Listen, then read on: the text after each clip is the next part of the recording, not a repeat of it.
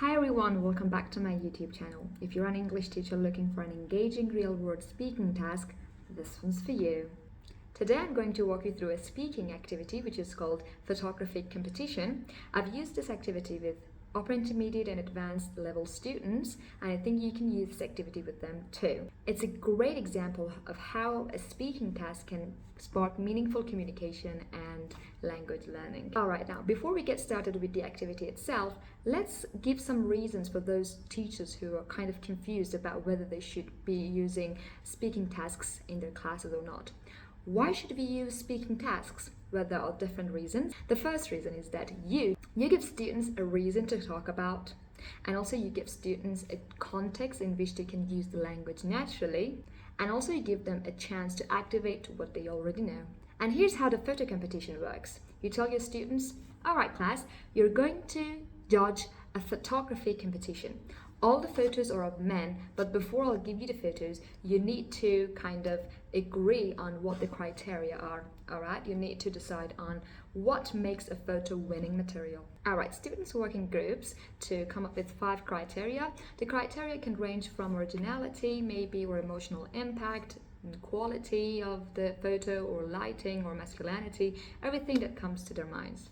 And you as a teacher walk around them and also give them appropriate feedback if that's the case, and also give them some corrections if needed. Once the criteria are set, you are going to present the photos to the groups, and students in the groups have to choose a winner for the competition. This is where the test really gets competitive because they have to compare ideas, use precise language, and also justify opinions. After the group discussions, each group reports back to class. For example, they can answer the following questions. Why did they choose that specific photo? What were the most important criteria used to choose that photo as the winner? And also, why did they reject the other photos? This also can lead to a whole class discussion on topics like, what does masculinity mean in different cultures? Are photos objective?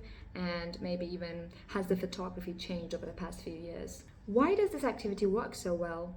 Well, because you're giving the students a reason to talk about, and it's authentic because it mimics a real life activity. And also you as a teacher are given some language samples to work with. You can teach better expressions, you can correct patterns of mistakes, and you can expand their vocabulary and phrasing. Here are some tips if you want to consider this activity in your class. Prepare the visuals beforehand, alright, and make sure that the photos are thought-provoking and engaging. Pre-teach some of the vocabulary items needed to talk about the photos. Let the discussion flow, do not interrupt too much. Save the correction for after the activity. And remember, this is not just a speaking activity, it's also a critical thinking activity, which is also about cultural awareness. So that's it. An engaging speaking activity that works on so many levels, and if you want to try this in your classes, I'd love to hear how it goes. So drop a comment down below, and if you're looking for more teaching ideas like this, don't forget to hit that like button. I think somewhere here, or somewhere down there, somewhere down there, and also subscribe for more teaching activities like this every week.